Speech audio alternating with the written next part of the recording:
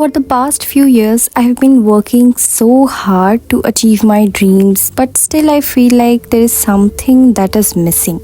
मतलब कुछ तो मिस हो रहा है जिसकी वजह से सारी चीज़ें अधूरी रह जा रही हैं एंड कुछ चीज़ें हैं जो मुझे पुल बैक कर रही हैं मेरे ड्रीम्स तक पहुंचने में। तो one thing that I want to share is हम सब मेहनत तो करते हैं बट बहुत ही अलग तरीके से मेहनत करते हैं जिस वजह से हमारे रिजल्ट्स नहीं आ पाते। हम अपनी लाइफ को दूसरों की लाइफ से कंपेयर करते हैं कि यार शी इज़ देयर या he is there and where I am. हम अपनी एज, अपना टाइम, सारी चीज़ें कंपेयर करते हैं कि यार काश मैंने ये कर लिया होता तो काश ये हो जाता।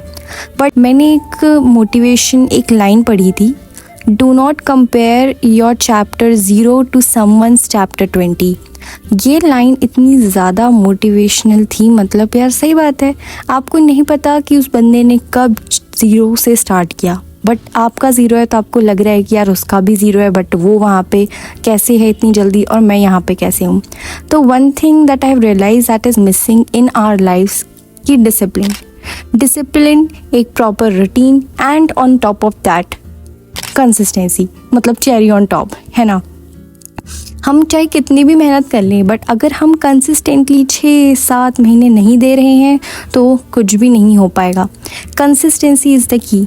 तो मैंने अपना बहुत सारी चीज़ें मैंने अपनी चेंज करनी स्टार्ट करी हैं क्योंकि यार मैं बहुत टाइम से देख रही हूँ यार कि मैं एक ही साइकिल को फॉलो कर रही हूँ एंड एक्सपेक्ट कर रही हूँ कि मुझे रिज़ल्ट मिलेगा। कैसे रिज़ल्ट मिलेगा जब मैं अपने वेज़ को ही नहीं चेंज कर रही हूँ। So I have decided to wake up early and obviously मैं 9 to 5 जॉब भी कर रही हूँ तो मुझे अपने बहुत सारी चीज़ें एक साथ मैनेज करनी पड़ती हैं and I am also living away from my family. तो मुझे सारे के सारे काम यहाँ पे खुद ही करने हैं। मतलब सारे अपने कपड़े धुलने से लेकर के सारी चीज़ें, यहाँ तक कि सबसे ज़्यादा बुरा ये लगता है कि जब वापस आओ ऑफिस से तो अकेले बैठ के खाना खाना पड़ता है। ये बहुत बड़ा स्ट्रगल है। मतलब ये सब लोग कंपेयर नहीं कर सकते, ये फील भी नहीं कर सकते। ऑब्वियसली हॉस्टलर्स को तो पता ही है, ठीक है, बट जो लोग अपनी फैमिली के साथ हैं, मुझे लगता है कि आप लोग के पास एक बहुत बड़ा एडवांटेज है कि आप अपनी फैमिली के साथ हो, आप प्रॉपरली पढ़ सकते हो। आपको उतना काम नहीं करना पड़ेगा, ठीक है, जितना हमें करना पड़ता है। ठीक, तो दूसरों की उससे कंपेयर मत करो, है ना, अपनी मेहनत करो।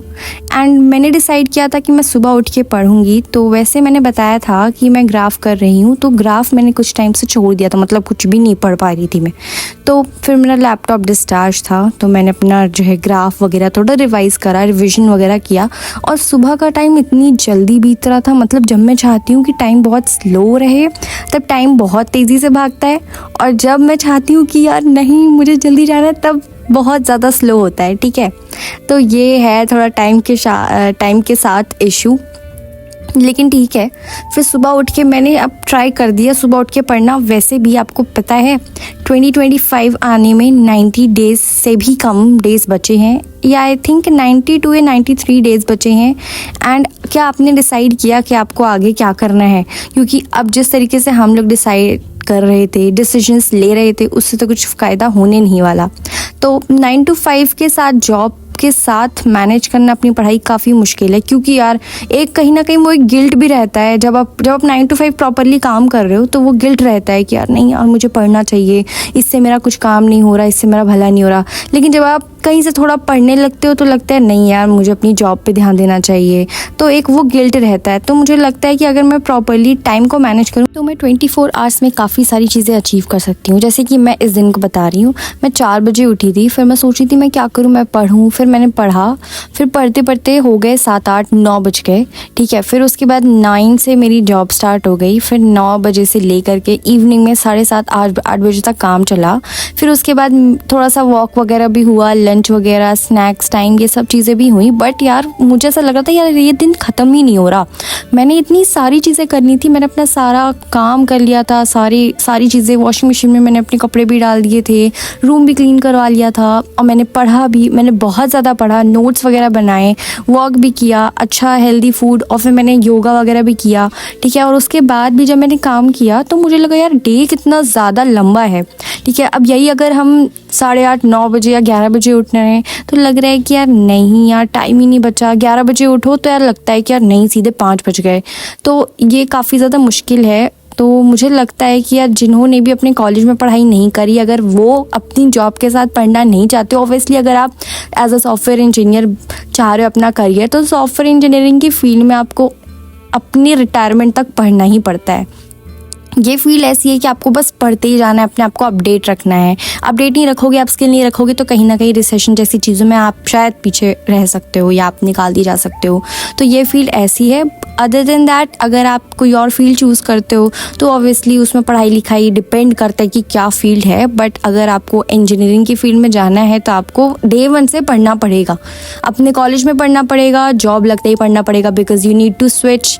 और क्यों पढ़ते हैं लोग जॉब के साथ? जॉब के साथ इसलिए पढ़ते हैं लोग क्योंकि आपको अगर अच्छी कंपनी में जाना है, अपना पैकेज इंक्रीज करना है। क्योंकि यार एक कंपनी में अगर आप रहते हो, बहुत ही एक सीक्रेट है, जब आप एक कंपनी में रहते हो, ठीक है, तब उसमें ना जैसे प्रमोशन वगैरह बहुत ही कम लेवल पे होता है। बट जब आप फॉरेन स्विच करते हो तो वो प्रमोशन अलग लेवल का होता है, ठीक है। अब मैं बता दूं, हम लोग घर से बाहर रहते हैं, 1 आवर तो दूं, देखो quality is always greater than quantity, ठीक है।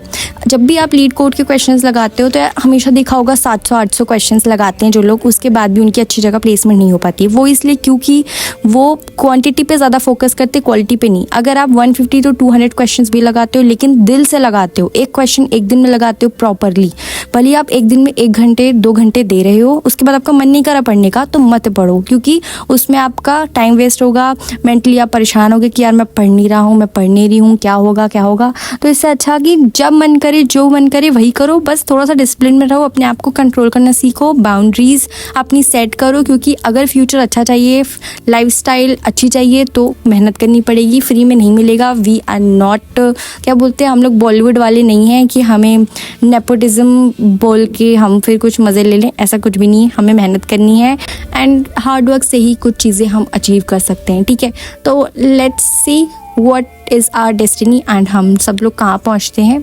चलो ठीक है, फिर आई will see you in my next video. हमें अपने ना पास्ट लाइफ की डीड्स का भी इस लाइफ में उसको पूरा करना पड़ता है, पे बैक करना पड़ता है। तो इसलिए अच्छी बात करो, अच्छे से रहो and I will see you in my next video. Thank you for watching, bye bye.